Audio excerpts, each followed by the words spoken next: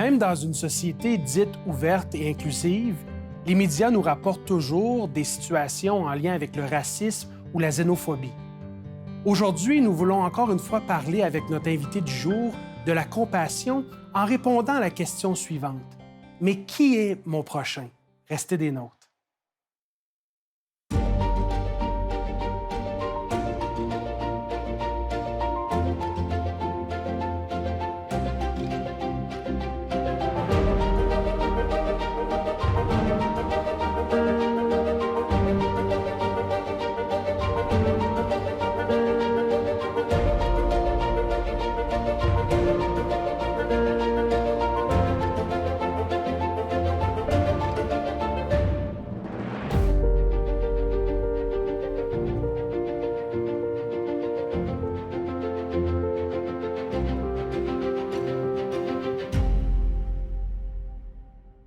J'aimerais vous souhaiter la bienvenue à l'émission « Elle est écrite ».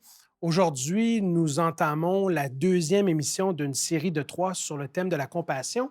Et nous allons regarder avec notre collaborateur régulier, le pasteur Sylvain Duval, la compassion à travers une parabole que Jésus nous a léguée dans les Évangiles. Bonjour Sylvain. Salut Patrick. Toujours un plaisir de t'avoir ici à l'émission « Elle est écrite ».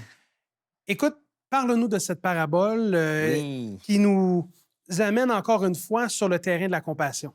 Oui, et actuellement, c'est intéressant parce que j'ai invité les auditeurs à prendre Luc chapitre 10 à partir du verset 25 avec nous. Donc, l'Évangile de Luc chapitre 10. Verset 25, s'il vous plaît. À partir du verset 25, oui. D'accord. Donc, c'est mentionné. Un spécialiste de la loi se leva et lui dit, pour le mettre à l'épreuve, « Maître, que dois-je faire pour hériter la vie éternelle? » Très bonne question, non? À quelque part, il y a la mort, mais qu'est-ce que je peux faire pour avoir la vie éternelle? Et le texte répond, Jésus lui dit, « Qu'est-il écrit dans la loi? Comment lis-tu? » Il répondit, « Tu aimeras le Seigneur ton Dieu de tout ton cœur, de toute ton âme, de toute ta force et de toute ton intelligence. Et ton prochain comme toi-même. » Tu as bien répondu, lui dit Jésus, « Fais cela et tu vivras. » Et c'est intéressant parce que je voudrais juste prendre le temps de m'arrêter. C'est, à quelque part, ce docteur de la loi connaît Deutéronome chapitre 6, connaît Lévitique chapitre 19, verset 2, tout ce qu'on retrouve, ces textes qui sont cités. En fait, tous les passages bibliques qui nous parlent de l'importance de l'amour de Dieu, plus précisément aussi de l'amour de notre prochain. Oui, ils sont là dans la Torah, mais c'est un spécialiste de la loi. Ce qui est intéressant, à quelque part, on dirait qu'il comprend que tu aimeras le Seigneur, ton Dieu, c'est de tout ton cœur, de toute ton âme, de toute ta force, de toute ton intelligence, toute ton être doit t'impliquer dans l'amour envers Dieu. Mais il pose la question suivante, et qui est mon prochain? Mais lui voulut se justifier et dit à Jésus au verset 29, et qui est mon prochain? On ne comprend pas pourquoi il pose la question, mais dans le début du texte, il nous dit c'est parce que vraiment, il veut éprouver. Il veut éprouver. Bien, je pense que quand on s'arrête à notre relation avec Dieu, en tout cas, je vais parler pour moi pour ne pas tomber dans des généralisations, puis pour ne pas te prêter d'intention parce que tu es un collaborateur de l'émission et je tiens à toi. Je ne voudrais pas t'offenser ou t'offusquer d'aucune façon. Puis, je ne veux pas parler à nos auditeurs, bien que j'ai la chance des fois de voir sur notre chaîne YouTube les commentaires et j'aurais le goût d'échanger avec eux. Moi, je n'ai pas de problème avec l'amour de Dieu. L'amour que Dieu a pour moi dans la Bible, c'est quelque chose qui me fait du bien. Puis, j'ose croire que dans mon cœur, j'aime Dieu. Mais je vais être honnête avec toi, un peu comme dans cet échange du docteur de la loi avec Jésus, c'est plus avec l'amour de mon prochain que ça accroche par moments. Des fois, sur certaines autoroutes du Québec, en voiture, de se faire couper par quelqu'un, on se questionne à savoir c'est qui notre prochain, puis il y a certaines personnes qu'on préférerait qu'ils ne soient pas notre prochain. Oui, mais écoute, juste te mentionner ici, ce qui est important, c'est Jésus va lui raconter une histoire. Okay? Il va lui raconter cette parabole et j'aimerais pouvoir la lire. Et là, Jésus reprit au verset 30.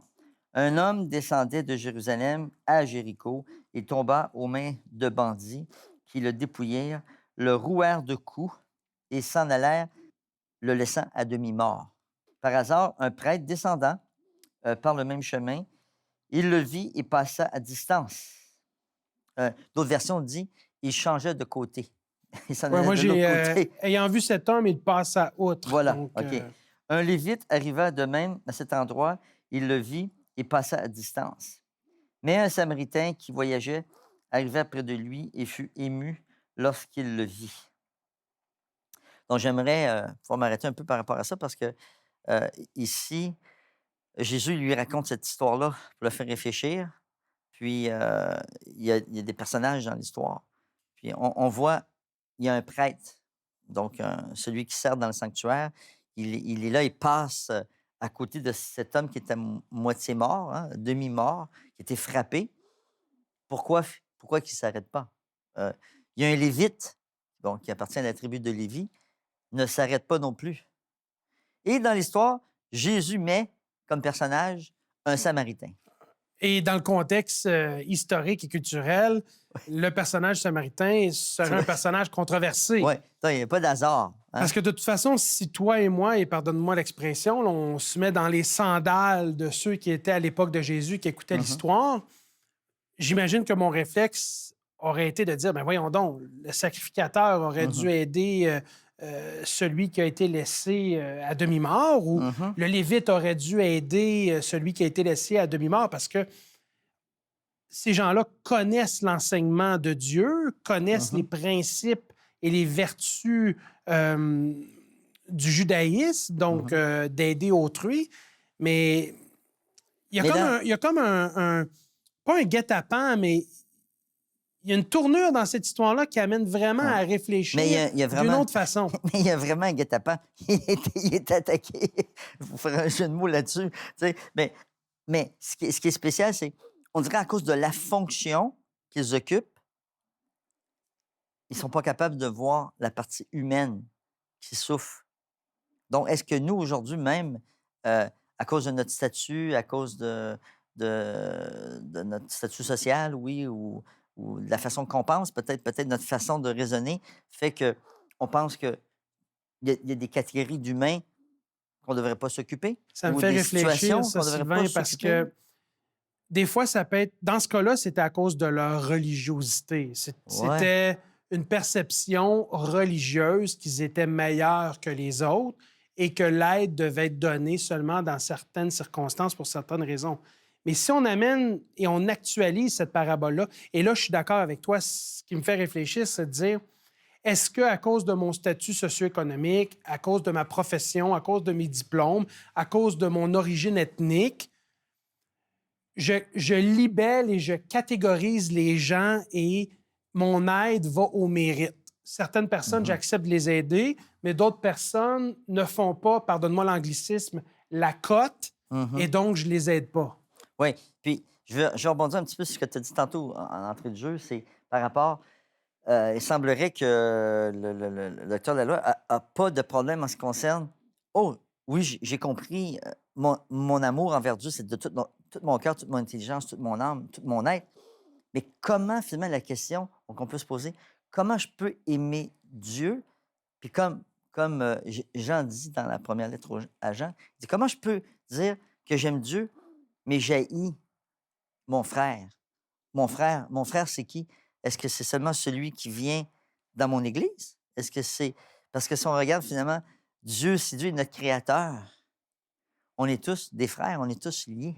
Mais c'est confrontant, Tu vois pareil. quand même? On est obligé de dire, puis je suis sûr qu'il y a des auditeurs qui nous écoutent qui, dans le fond, se disent, ouais, mais mon prochain... On est obligé de dire que la Bible dit que notre prochain, c'est celui qui ne pense pas comme nous, qui ne nous ressemble pas, qui n'agit pas de la même façon que nous, n'adopte pas les mêmes croyances et les mêmes valeurs que nous. Notre prochain, fondamentalement, est celui pour qui Christ est mort sur la croix. Et la Bible dit que Christ est mort pour tous, indépendamment de leur origine ethnique. Et on peut, là, et la liste est longue, statut socio-économique, croyances religieuses. Et c'est confrontant parce que souvent, si on entretient des idées qui peuvent s'apparenter à du racisme, à de la xénophobie, ou même à de l'orgueil, se penser meilleur qu'eux. Des fois, c'est sournois et c'est Mhm. limite inconscient un peu. Il faut être confronté par une situation pour voir si vraiment, Mm. est-ce que je l'aime, Jésus? Est-ce que je l'aime, Jésus, au Mhm. point où je suis prête à aider n'importe qui, n'importe quand? C'est ça. Donc, cet amour-là devient quelque chose de concret. Puis j'aimerais t'inviter, puis inviter les auditeurs aussi, à voir maintenant qu'est-ce que ce Samaritain va faire. Donc, mets un Samaritain au verset, je crois au verset 30, au verset 33 plutôt, mais un Samaritain qui voyageait arriva près de lui et fut ému lorsqu'il le vit. Et je veux m'arrêter un peu dans le texte parce que on voit que on voit une proximité. Ce Samaritain était en voyage, puis il est arrivé près de lui. C'est-à-dire, c'est vraiment comme, tu sais, pour moi, c'est comme Dieu qui arrive près de moi, Dieu qui arrive près de toi, qui arrive près de nous. Il ne passe pas à côté, il ne s'éloigne pas, parce que c'est facile finalement de voir une situation et de voir ce corps, probablement cette personne demi-morte, puis s'éloigner rapidement. Hein? Non, il s'approche tellement, et là, il est ému, il voit qu'est-ce qui se passe, il s'approcha, et là, non seulement il va s'approcher, non seulement il ne va pas juste regarder, mais il va commencer à s'occuper de lui. Il va le soigner, Oui, c'est ça, voilà, tu vois? le texte dit qu'il va s'approcher de lui, il OK? va bander ses plaies en y Oui, versant de l'huile. oui, Mais écoute, rapidement, là, il est en voyage, donc nécessairement, cette situation-là va l'importuner. Là. Elle va amener une situation où oui, est-ce qu'il va avoir besoin de faire un sacrifice. Là. oui. Mais j'irais plus que là aussi, sa vie est en danger. À La cause du vie. contexte du chemin qu'il Oui, allait prendre, oui, les oui, oui, brigands. c'est ça. On ne veut pas trop s'arrêter, là, mais c'est un lieu qui est finalement dangereux, là. OK? Si cet homme-là est attaqué, ça veut dire que le Samaritain pourrait se faire attaquer aussi. Donc, il n'y a pas seulement ce temps d'arrêt, mais ce temps de dire je prends un risque, je vais prendre le temps de m'occuper de lui.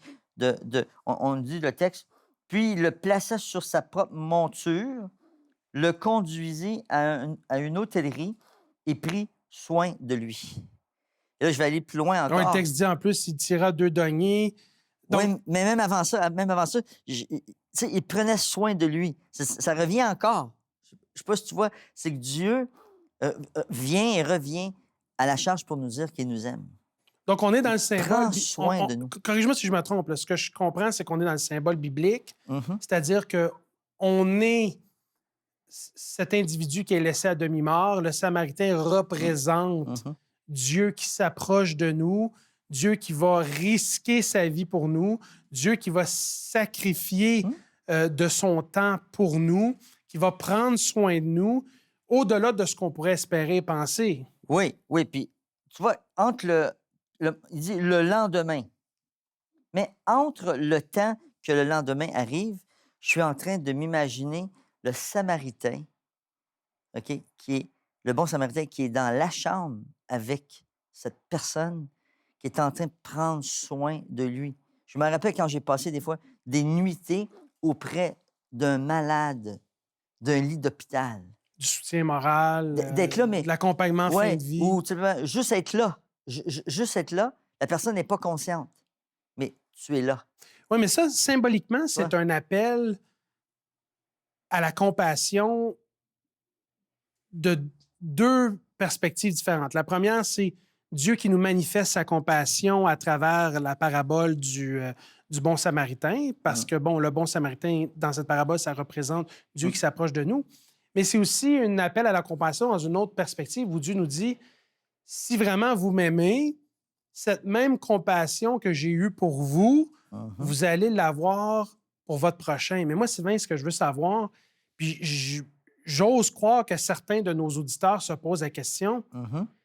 c'est pas naturel, une compassion comme ça. Là. Il Ouais. y a quelque chose qui est de l'ordre du divin, là, Ouais. d'aimer comme Dieu nous a aimés. Mm. C'est pas quelque chose Ouais. qui est seconde nature. Oui, c'est ça. Puis je pense que ta question est importante parce que finalement, les deux expressions d'aimer Dieu de tout son cœur, de toute sa force, puis d'aimer son prochain, on ne peut pas les séparer.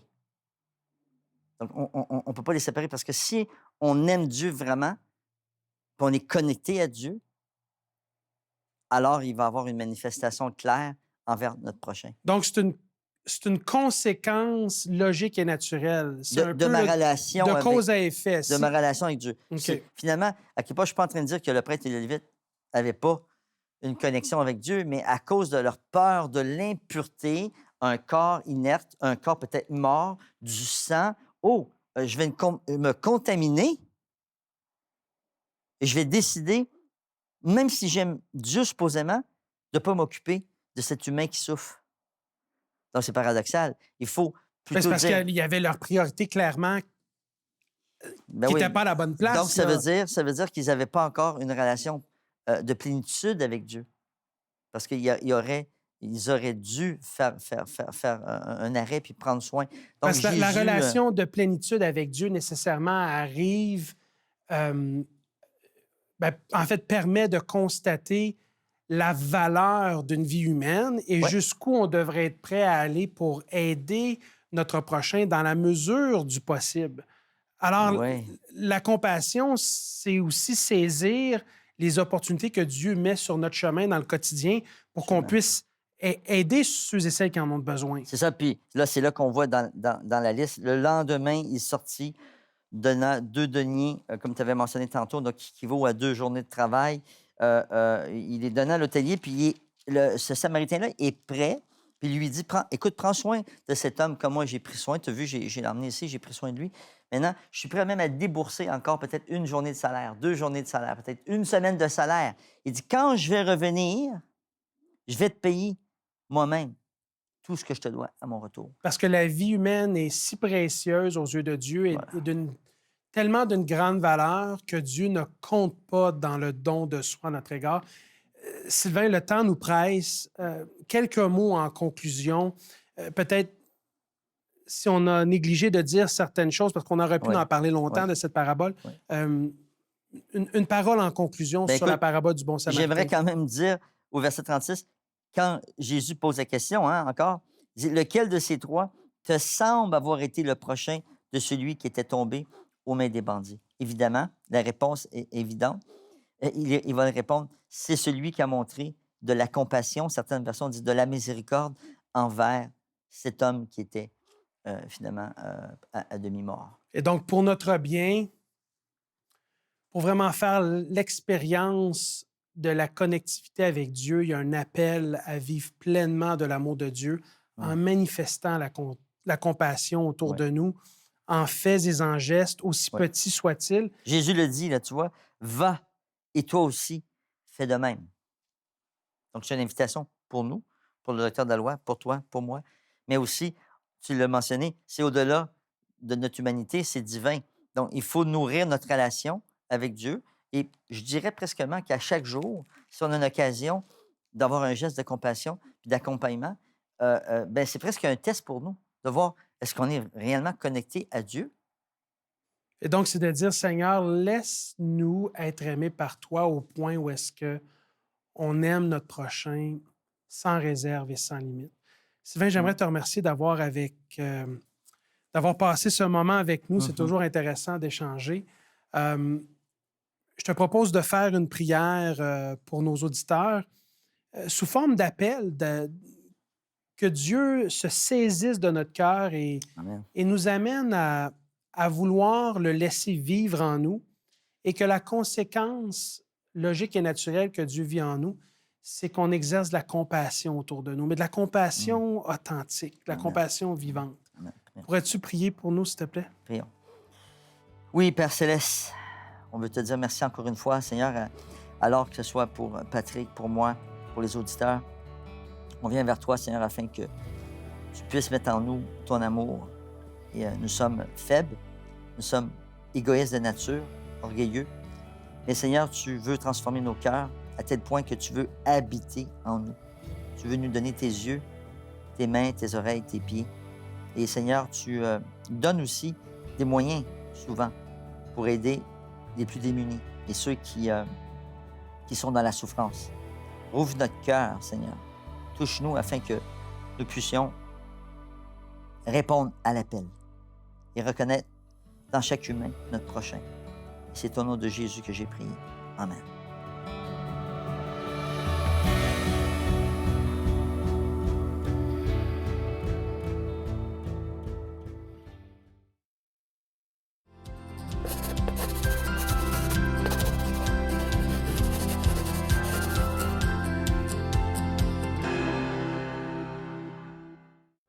Sentez et voyez combien l'Éternel est bon.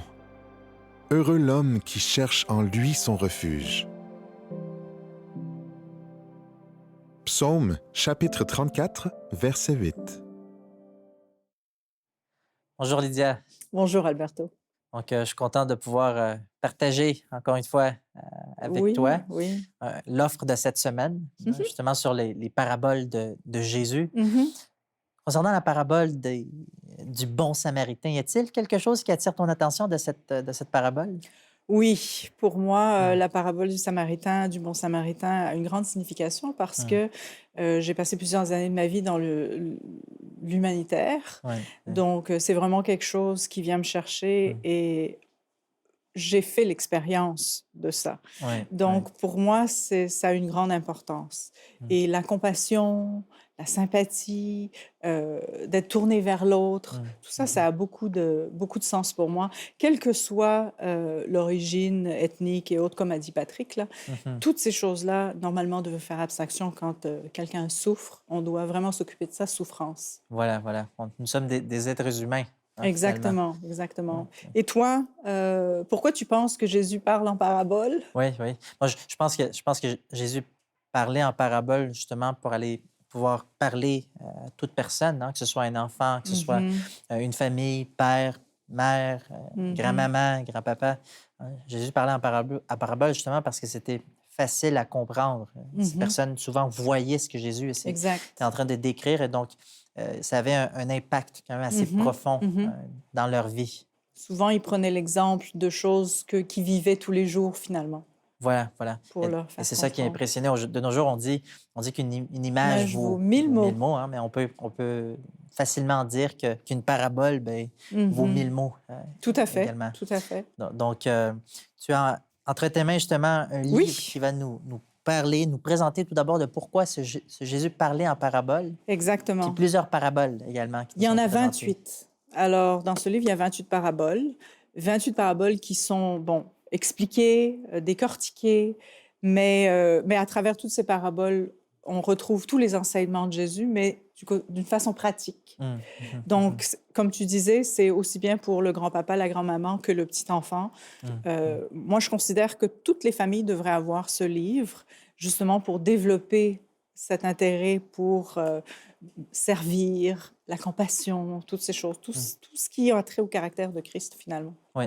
Donc c'est un bon livre qui va nous aider à mieux comprendre ces paraboles-là qui vont nous aider à réfléchir, à penser notre vie chrétienne, notre foi chrétienne, à dire qu'on n'a pas été seulement appelé pour apprendre davantage sur la Bible ou sur les paraboles, mais à les mettre en pratique. Les mettre en pratique. C'est pour ça que souvent, je m'amuse à dire on a 2 jambes, 2 bras et juste une bouche et 2 oreilles. Donc, on doit écouter davantage, servir davantage et parler moins.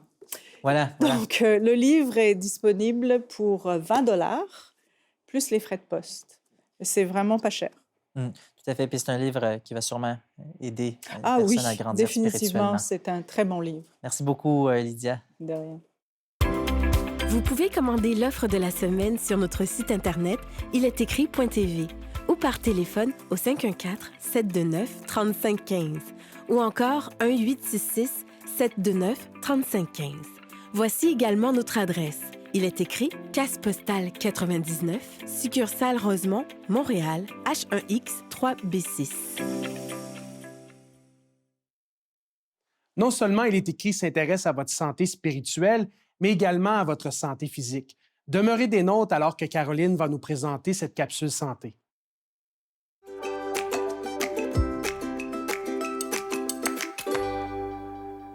On entend de plus en plus parler du jeûne comme étant positif pour la santé. Est-ce que ça l'est vraiment? Depuis une dizaine d'années, le jeûne a été le sujet de plusieurs études. Les résultats sont encore un peu controversés, mais il semble y avoir des bénéfices. Un médecin de l'Institut de cardiologie de Montréal, le docteur Martin Junot, le recommande d'ailleurs à certains de ses patients. Ils sont d'abord évalués par une nutritionniste et bien suivis. Jeûner, vous l'avez compris, c'est se priver de nourriture pendant une certaine période. Le principe est que lorsque le corps n'obtient plus de glucides comme énergie, va chercher dans les graisses l'énergie mise en réserve dont il a besoin. Le jeûne peut faire perdre du poids, surtout au début, améliorer le diabète et même l'éviter, abaisser la pression artérielle, réduire la production de radicaux libres, cette molécule qui accélère le vieillissement de la peau et favorise de nombreuses maladies comme le cancer, les maladies cardiovasculaires et des maladies dégénératives comme l'Alzheimer. Ça peut aussi augmenter l'énergie et le sentiment de bien-être si c'est pratiqué dans les bonnes conditions. Est-ce qu'il y a des dangers au jeûne?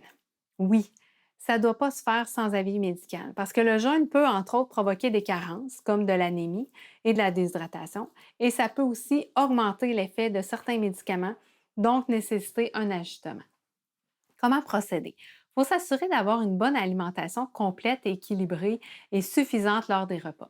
Le docteur Junot recommande à tous ses patients le régime végétarien ou méditerranéen comme alimentation de choix. Le jeûne peut prendre vraiment différentes formes, soit des journées entières, par exemple 2 journées par semaine, ou des périodes ciblées. Par exemple, un jeûne de 12 heures qui va de 6 heures, 18 heures en fait, à 6 heures le matin, ou un jeûne de 16 heures qui va de 16 heures à 8 heures le lendemain matin. Le repas du matin demeure vraiment important. Pendant le jeûne aussi, surtout si vous jeûnez de jour, c'est très important de boire beaucoup d'eau. Le jeûne devient un mode de vie pour ceux qui décident de l'adopter. Pratiquer un certain temps puis délaisser, la prise de poids et les problèmes de santé vont revenir. Alors, prenez le temps d'en discuter avec un professionnel de la santé avant de vous lancer dans cette nouvelle tendance.